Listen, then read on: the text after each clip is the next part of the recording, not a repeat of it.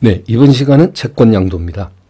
자, 역시 그림이 나와 있습니다. 왼쪽 상단에 있는 그림, 채권자 갑이 채무자 을에 대하여 1억 원의 대여금 채권이 있다. 이것을 갑이 병에게 양도를 했다고 가정을 하겠습니다. 자, 이 경우는요, 이 채권 양도 사실에 대해서 일단 채권자는 채무자에 대해서 통지를 하거나 또는 채무자의 승낙을 받아야 된다는 것이죠. 승낙이 필요하다는 겁니다. 자, 근데 이 채권 양도 계약의 공시 방법은 지명 채권이냐 지시 채권이냐 무기명 채권이냐에 따라서 다릅니다. 만약에 갑이 을에 대해서 가지고 있는 채권이 지명 채권일 때는 지명 채권, 앞에서도 몇 번 사례를 든 바 있습니다. 채권 증서상에 채권자 이름이 지정이 되어 있는 채권을 지명 채권이라고 그랬죠. 그래서 우리가 통상에 은행의 통장, 적금 통장이나 이런 예금 통장 이런 것을 연상해도 무방할 것입니다. 근데 물론 그 예금 통장은 은행의 그 약관상 임의로 타인에게 양도할 수 없게끔 되어 있습니다. 약관에 규정이 되어 있죠. 그런데 그러한 것이 아닌 일반적인 경우에는 지명채권을 타인에게 양도할 수 있는데 그 양도 사실에 대해서 채무자에게 통지를 하거나 또는 채무자의 승낙을 필요로 한다는 것이죠. 근데 문제는 이 지명채권을 양도할 때 공시방법은 합의하고 증서의 교부만으로 양도가 이루어집니다. 그러면 여기 나와 있는 통지 또는 승낙은 이것은 채무자에 대한 통지 또는 승낙은 일종의 대항 요건에 불과한 것이다 라고 여러 번 설명드린 바 있습니다. 앞에서도 몇 번 나왔었죠. 네. 자, 그러면 이와 같은 대항 요건. 그래서 자꾸 지문에서는요, 이 채무자에 대한 채권 양도 사실에 대한 통지 또는 승낙이 있어야 채권 양도의 효력이 발생되는 것으로 이렇게 표현을 하고 있는데 그것은 틀린 것입니다. 이것은 대항 요건이지 효력 요건이 아니다는 것. 그 다음에 자, 지명채권 다음으로 지시채권을 예를 들면 지시채권은 채권자가 양수인, 그 채권의 양수인을 지시하여 계속적으로 양도가 이루어지는 그런 채권을 말합니다. 대표적으로 엄이나 수표를 의미하는 것이죠. 배서인이 피배서인을 지시해서 이면 내지 보충지에다가 양수인의 이름을 기재하고 양도를 하는 계속적으로 양도가 이루어지는 이 같은 것을 지시채권이라 하죠. 네, 지시채권은 합의하고 배서 플러스 교부, 그렇죠? 이면에다가 배서를 하고 그 다음에 교부, 그 증서의 교부로서 양도 효력이 이루어집니다. 공시방법을 갖추어진다 라고 표현할 수 있겠죠. 그 다음에 마지막으로 무기명 채권이라고 있는데 무기명 채권은 증서상에 채권자 이름이 기재되어 있지 않은 채권에서 무기명, 그렇죠? 따라서 상품권이라든가 뭐 열차 승차권이라든가 극장의 입장권, 관람권 이런 것들이 대표적인 무기명 채권이다 이렇게 이해할 수 있겠고요. 그러면 어떤 백화점의 상품권을 가지고 있는 소지자는 채권자일 것이고 그 백화점은 채무자가 될 것이고 그죠? 그러면서 그 상품권을 양도받은 양수인은 채권의 양수인이 되는 것이다. 이런 경우에 공시방법은 무엇입니까? 합의하고 증서 교부로 끝나는 것이죠. 꼭 지시채권처럼 이면에다가 배설을 하고 양도를 하는 그러한 형식은 갖출 필요가 없겠죠. 누가 상품권을 선물로 하면서 선물 받는 사람에게 이면에다가 배서하고 교부를 하겠습니까? 그렇죠? 네, 그래서 그와 같이 합의하고 증서 교부만으로서 양도가 이루어지는 것이 무기명 채권이다. 자, 이렇게 여러분 이해해 주시고요. 자, 오른쪽 그림, 두 번째 그림은요. 자, 채권자가 채권 양도 사실에 대해서 채무자에게 통지를 하는 통지 의무자는 채권자입니다. 자, 갑과 병 사이에는 뭐라 그래요? 양도인과 양수인 이렇게 표현할 수 있겠죠. 그래서 양도인이 채무자에 대해서 통지 의무가 있고요. 이 통지는 무엇무엇에 통지하면 관념의 통지라 그러죠. 의사표시가 아니고 준법률행위. 무엇무엇에 통지, 무엇무엇에 승인하면 관념의 통지라고 했습니다. 그래서 준법률행위에 해당되는 것이고요. 우리가 통상적으로 이 통지를 대리인을 통해서 할 수 있느냐. 갑의 대리인, 예를 들어서 정이 갑을 대리하여 채무자에게 채권 양도 사실을 통지할 수 있느냐. 자, 원칙적으로 대리는 의사표시를 요소라는 법률행위에 인정되는 것이지만 예외적으로 의사의 통지, 즉 무엇무엇의 거절, 무엇무엇의 최고하면 의사의 통지라고 그랬죠. 그 다음에 방금 표현했습니다만은 무엇무엇의 통지, 무엇무엇의 승인하면 관념의 통지인데 이 같은 의사의 통지와 관념의 통지는 비록 의사표시는 아니지만 대리를 유추 적용할 수 있다고 총칙 때 설명드린 바 있습니다. 그래서 만약에 지문에 이 채권의 양도인이 자신의 대리를 통해서 채권 양도 사실을 통지할 수 있느냐 라는 지문이 나오게 되면 옳은 표현으로 처리하시면 될 것입니다. 그리고 대항요건, 자, 여기 채권 양도 사실에 대한 채무자 승낙 나왔죠? 네, 이 승낙은 채무자가 양도인에게 승낙해도 되고요. 채권 양수인에게 승낙해도 무방하다는 것입니다. 그래서 반드시 양도인에게 승낙해야 한다면 그 또한 틀리는 것이죠. 자, 그 다음 세 번째 그림입니다. 자, 채권자 갑 그리고 채무자 을인데요. 여기서는 채권자 갑과 을 사이에 채권 양도를 못하게끔 금지 특약을 붙였다. 자, 갑하고 을 채권 채무자 사이에 채권 양도를 금지하는 특약을 붙였다. 그러나 이것은 이 갑의 채권자, 다시 말해서 갑의 채권자 병에 대한 관계에서는 효력이 없습니다. 그건 당사자 사이에 상대적 효력만 있는 것이고요. 만약에 갑의 채권자 병이 갑의 을에 대한 채권에 대해서 압류 및 전부 명령을 행할 수 있느냐. 법원으로부터 압류 또는 전부 명령에 따라서 권리 행사를 할 수 있는가에 대해서는 판례는 당연히 허용한다는 것입니다. 자, 마지막 그림을 보시면 채권자 그리고 채무자 그리고 병이 양수인인데 일단 갑이 병에 대해서 채권 양도했다는 사실을 을에게 통지를 했습니다. 그래서 이 을은요, 그 통지를 믿고 이제 내가 병한테 갚으면 되겠구나. 원래는 갑한테 갚아야 되는데 갑과 병 사이에 자기들끼리 채권 양도가 이루어졌다. 이제는 채권자는 이제 병이다. 다시 말해서 병한테 갚으면 된다는 사실이죠. 채권 양도란 것이. 그래서 그 사실을 믿고 병에게 변제를 했어요. 근데 이 둘 사이에 이루어진 채권 양도가 사실은 양도가 없었다. 양도 사실이 없다. 또는 양도 계약을 체결했지만 그 양도 계약이 무효이다. 그렇게 됨으로써 여전히 갑이 채권자라는 거죠. 그렇지만 을은 애초에 갑으로부터 통지받은 채권 양도 사실에 대한 통지를 믿고 갚았다는 거죠. 이런 경우에는 이 선의의 채무자, 그렇죠. 선의 믿었으니까, 그죠? 어떤 사실을 믿고 있다? 선의의 채무자는 다시 갑에 대해서는 당연히 변제할 필요가 없겠죠. 대항할 수 있다는 것입니다. 그래서 이 채권 양도도 좀 헷갈립니다, 여러분. 이 채권 총론 부분이 상당히 까다롭죠. 네, 까다롭고 혼란스러운 부분이 많습니다. 그래서 출제되어질 수 있는 부분을 좀 집약적으로 여러분이 선별해서 기억하시는 것이 유리하다 이렇게 생각됩니다. 네, 여러분 교재 168페이지 지문 분석하도록 하겠습니다. 자, 1번 지문입니다. 지명채권의 양도는 채권자 통지 또는 채무자 승낙에 의하여 효력이 발생한다 했는데 앞서 설명드렸죠. 통지 또는 승낙은 대항요건에 불과하다. 효력요건이 아니다 그랬고요. 2번 채권양도 통지는 관념의 통지로서 양도인이 직접 하여야 하며 여기까지는 맞네요. 대리가 허용되지 않는다. 틀렸습니다. 관념의 통지, 의사의 통지, 예외적으로 대리가 허용된다. 그랬어요. 그다음 3번 채권 양도에 대한 채무자 승낙은 양도인에게 하여하며 양수인에게 한 경우에는 효력이 없다. 역시 틀렸습니다. 채권 양도 사실에 대한 통지는 양도인이 통지 의무가 있습니다. 그러나 그에 대해서 채무자의 승낙은 양도인에게 할 수 있고 양수인에게도 할 수 있다. 그랬죠.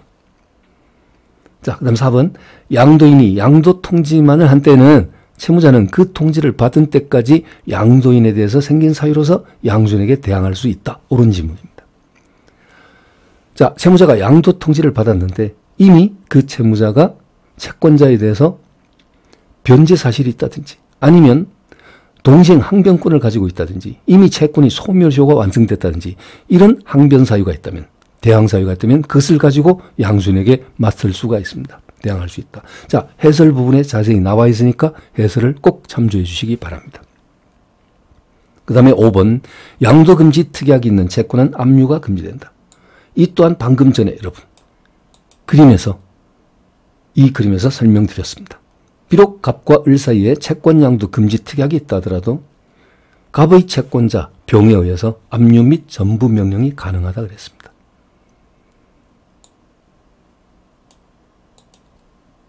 자, 그래서 5번 지문 틀렸습니다. 금지된다 틀렸고요. 6번, 주 채권과 분리해서 보증 채권만을 양도하기 위한 약정은 그 효력이 없다. 이것은 앞 시간에 보증 채무에서 이미 보았던 지문이죠. 옳은 지문입니다. 왜냐하면 주 채권과 보증 채권. 자, 채무자 입장에서 보면 주 채무와 보증 채무. 이것은 주종의 관계에 있습니다. 그래서 따로 분리해서 양도하는 것은 특히 보증 채권만을 양도하기 위한 약정은 그 효력이 없다. 당연합니다.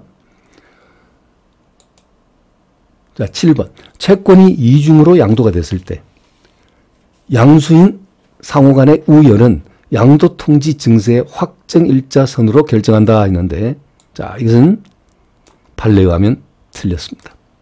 이 그림을 잘 보셔야 됩니다. 지금 이 그림을 보면,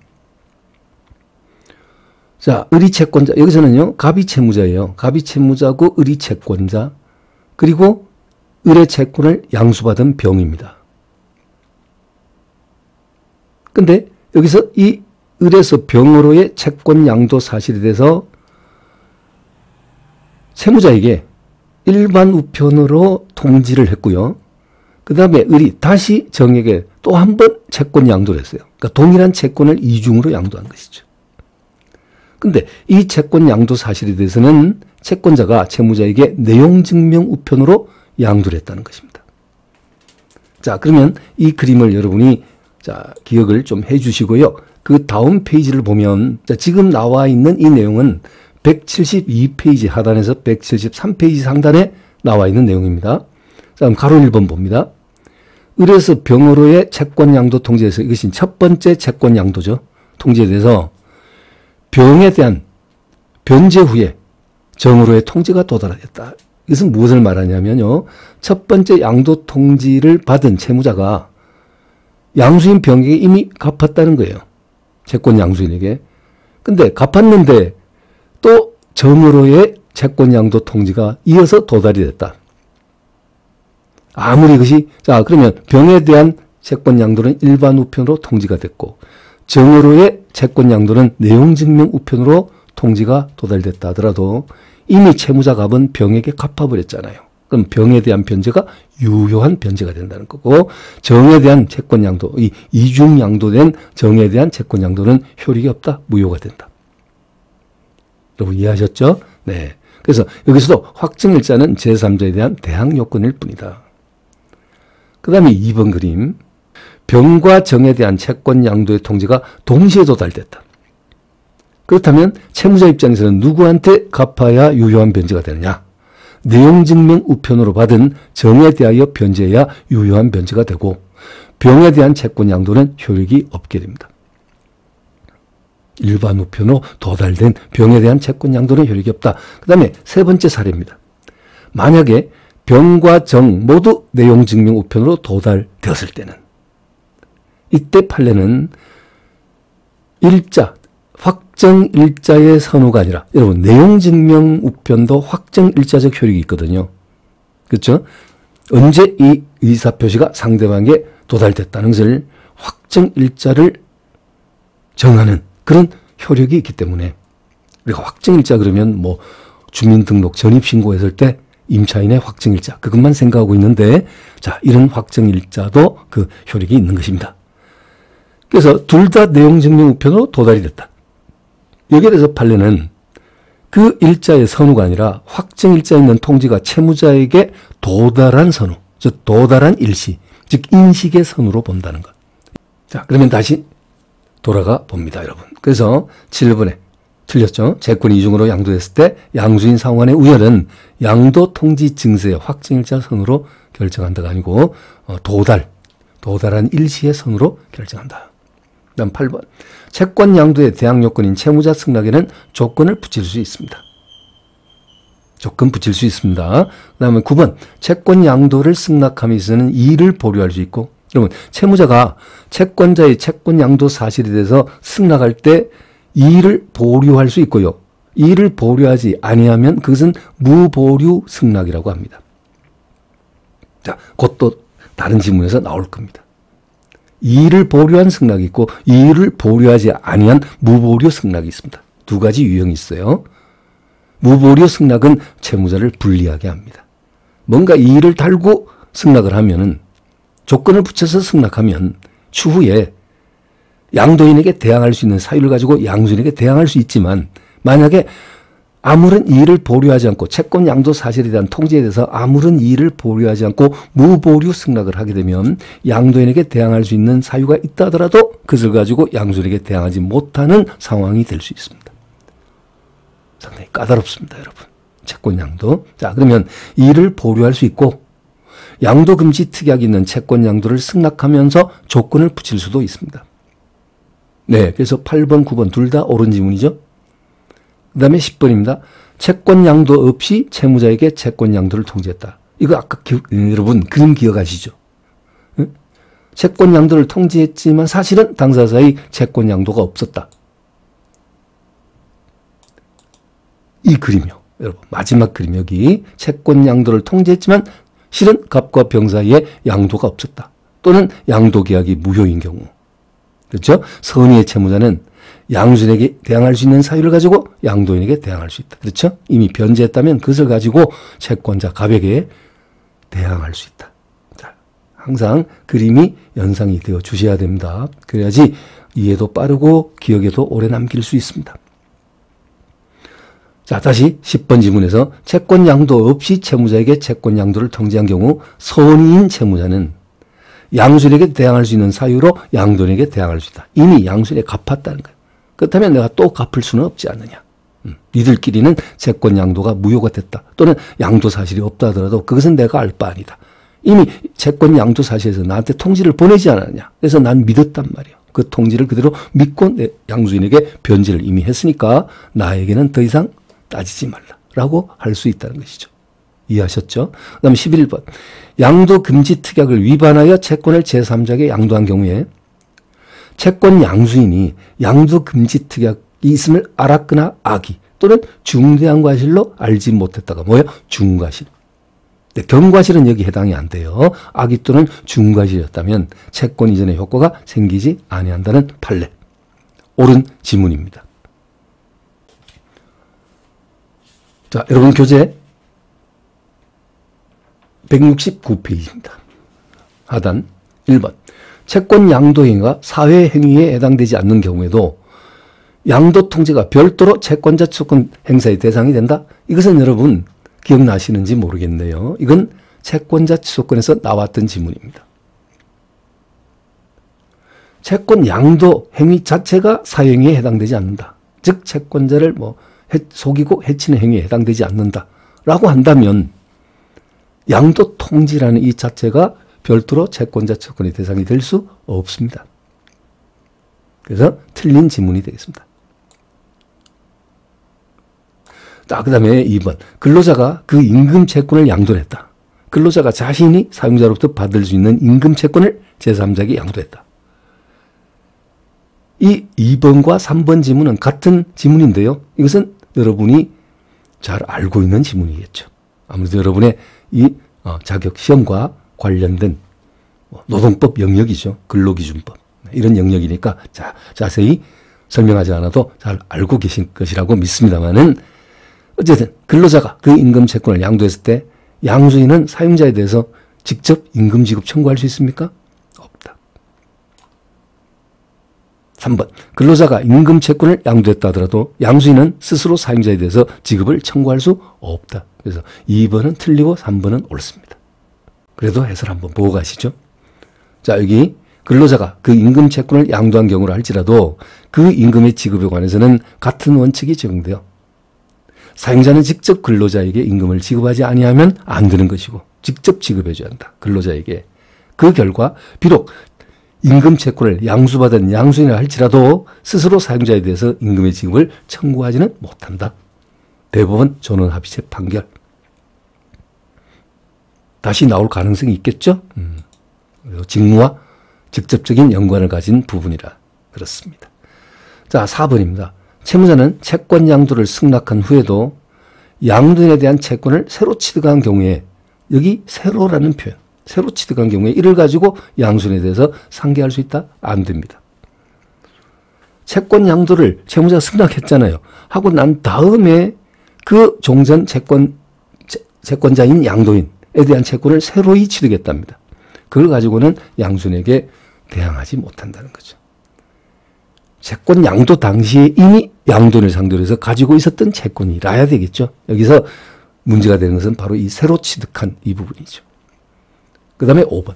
이인이 동업하는 조합원 1인이 다른 조합원의 동의 없이 한 조합채권의 양도행위는 무효이다. 여러분, 이것은 물권법과 관련된 부분이라 여러분한테는 좀 생소할 수 있는데요.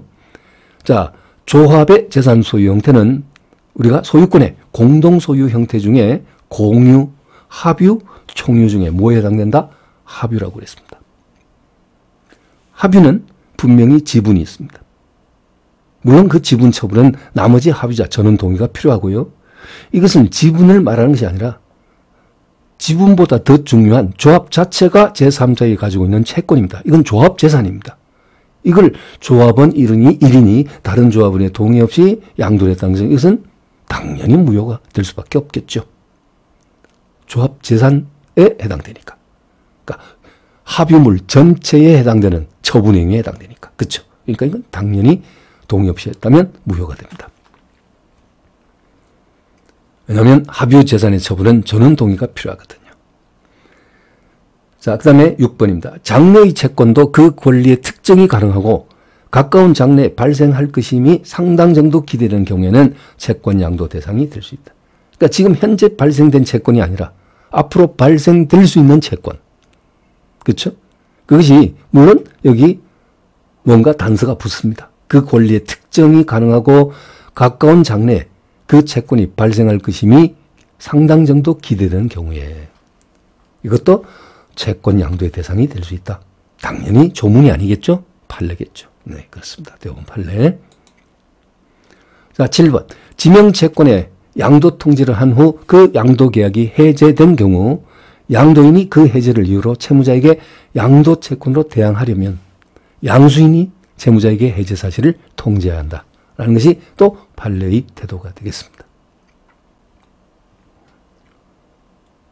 자, 그 다음에 8번. 매매로 인한 소유권 이전 등기 청구권의 양도는 채무자 동의나 승낙을 받아야 대항력이 생긴다. 자, 이것은 여러분 보통의 채권 양도와는 성격이 다른 것입니다. 앞서 그림에서 여러분 보셨다시피 만약에 갑이 을에 대하여 채권을 가지고 있고 대여금 채권, 돈 빌려주고 받을 수 있는 채권, 그것을 병력에 양도를 했다. 이러한 성격의 채권이 아니죠. 이건 뭡니까? 일종의 특정 채권이라 그러죠. 여러분, 채권자 대위권이나 채권자 취소권에서 설명드린 그런 사실이 있는, 예를 들면 A의 X토지에 대해서 B와 매매계약이 체결됐다. 그러면 이 매수인은 매도인 A에 대해서 등기청구를 행사할 수 있겠죠? 그렇죠? 물론 계약금의 중도금, 잔금, 대금 지급이라는 자신의 반대 채무, 이행을 전제로 해서 당연히 등기를 넘겨달라 요구할 수 있겠죠? 근데 그 등기청구를 이 B가 C에게 양도를 한 거예요. 그렇죠? B가 다시 X토지를 C에게 매매하고 A에 대해서 행사할 수 있는 등기청구를 양도를 한 것입니다. 그렇죠? 이런 경우는 보통의 채권 양도와는 성격이 다릅니다. 이것은 당연히 채무자 동의나 승낙이 있어야 된다. 여기서 채무자는 누가 되는 거예요? 소유권 이전 등기 청구권의 채무자는 A죠. 매도인. 그렇죠? 그래서 A는 매도인, B 매수인, 다시 B와 C 사이에는 또 매도인, 매수인 이런 관계가 중첩적인 관계가 성립되는 이 같은 상황에서의 B의 A에 대한 소유권 이전 등기 청구권 이것의 양도. 이것은 당연히 원래 매도인, 원매도인인 A의 동의나 승낙이 필요하다. 지극히 당연합니다, 여러분. 자, 이렇게 되셨죠? 그래서 8번 옳은 질문입니다. 채무자의 동의나 승낙이 필요하다. 그 다음에 9번입니다. 당사자 간 지명채권 양도 효과는 특별한 사정에 의한 통지 또는 승낙과 관계없이 양도계약과 동시에 발생한다. 또 무엇을 강조한 것이죠? 통지 또는 승낙은 대항 요건에 불과한 것이다. 효력은 이미 합의하고 증서 교부만으로서 효력이 생긴다. 그 다음에 10번 가압류된 채권도 특별한 사정에 의한 양도하는데 제한이 없다. 네, 이거 여러분 뭐 또 연상하시면 돼요. 아까 그림 보셨잖아요. 그렇죠? 채권자와 채무자 사이에 양도금지 특약이 있다 하더라도 갑의 채권자 인평에 어떤 집행 이런 것에 대해서는 영향을 미치지 아니한다. 가능하다. 그것과 같이 여러분 이해하셔도 무방하겠습니다. 자, 그 다음 170페이지 하단에 있는 단독 문제입니다. 자, 지명채권 양도에 관한 설명으로 옳지 않은 것을 했는데 1번 채권 양도에 대하여 채무자가 이의를 보류하지 않은 승낙을 하였더라도 이게 바로 앞서 잠시 언급드린 채권 양도 사실에 대한 통지를 채권자가 채무자에게 했을 때 이 채무자가 승낙을 하는 데 있어서 이의를 보류한 승낙이 있는가 하면 이의를 보류하지 않은 이걸 무보류 승낙이라고 한다. 그렇게 말씀드렸습니다. 자, 따라서 무보류 승낙을 했다면 채무자는 채권이 이미 타인에게 양도되었다는 사실로서 양수인에게 대항할 수 있다. 이것은 아무리 무보류 승낙을 했다 하더라도 채권이 이미 타인에게 양도되었다는 사실이 있다면 그것을 가지고 양수인에게는 대항할 수 있습니다. 대개는 무보류 승낙을 하면 채무자가 불리해집니다. 그렇죠? 근데 이미 이것은 채권이 타인에게 이미 양도가 되어졌다는 것입니다. 그러한 사실이 있다면 그것을 가지고 양수인에게 대항할 수 있다. 상당히 까다롭게 출제를 했습니다. 그렇죠? 다시 반복될 가능성은 희박하다. 이렇게 저는 생각합니다만은. 자, 2번. 채권 양도에 있어서 주 채무자에 대해서 대항 요건을 갖추었다면 보증인에 대해서도 효력이 미친다. 여러분, 이건 앞서 공부한 보증 채무에서 나왔던 것이죠. 채권자가 자신의 주 채무자에 대한 채권을 타인에게 양도를 했다. 그 양도 사실에 대해서 주 채무자에 대해서만 통지 또는 승낙을 갖추면 보증인에 대해서는 따로 요건을 갖출 필요가 없다 그랬어요. 왜냐하면 주종관계에 있기 때문에 주된 법률관계에서 어떤 효력이 생기면 그것은 종된 법률행위에 그 효력이 미치는 것이다. 3번. 채권 양도가 다른 채무의 담보조로 이루어진 후 그 피담보 채무가 변제로 소멸된 경우 양도 채권의 채무자는 이를 이유로 채권 양수인의 양수금 지급 청구를 거절할 수 있다. 자, 틀렸거든요. 잘못되었는데 이것은 여러분 해설을 꼭 확인을 하셔야 됩니다. 채권 양도가 다른 채무의 담보 명목으로 이루어졌으며 또한 그 채무가 변제되었다 하더라도 이는 채권 양도인과 양수인 간의 문제일 뿐이고 양도 채권의 채무자는 채권 양도 양수인 간의 채무 소멸 여하에 관계없이 양도된 채무를 양수인에게 변제하여야 한다. 이렇게 되어 있습니다. 이것이 판례의 태도입니다. 그래서 설령 그 피담보 채무가 변제로 소멸됐다 하더라도 양도 채권의 채무자로서는 이를 이유로 양수인의 지급 청구를 거절하지 못한다. 자, 여기 나와 있는 마지막 문장, 문구, 이것이 결정적인 부분입니다. 자, 그래서 이번 2024년 시험에 나왔던 문제죠. 지금 보시는 문제가. 근데 제가 봤을 때는 이러한 지문 정도는요, 한번 출제되면 바로 이어서 반복 출제되기는 무리가 있다. 가능성이 희박하다. 저는 감히 표현하겠습니다. 그래서 여러분 여기 2번 같은 경우에는요, 이건 중요합니다. 보증 채무에서도 빈도 있게 나오는 부분이고 1번이나 3번 이런 부분 지문들은요, 복습할 때 버려버려도 무방합니다. 네. 자, 그 다음에 3번 지문 틀렸고요. 4번 채권양도 금지 특약의 존재를 경과실로 알지 못하고. 자, 악의 또는 중과실일 때는 뭔가 대항하지 못하는데, 근데 경과실로 알지 못했다면 이러한 상대방은 선의로 취급됩니다. 그 채권을 양수한 자는 악의 양수인으로 취급되지 않는다. 이 말인즉슨 선의의 양수인으로 취급된다는 소리입니다. 그래서 경과실은 보호되는 범위에 들어가는 양수인에 해당이 된다. 선의 양수인으로 본다는 같은 판례. 그 다음에 5번 당사 사이에 양도금지 특약이 있는 채권이라도 압류 및 전부 명령에서 이전될 수 있다. 집행될 수 있다. 앞서 그림에서 보셨습니다.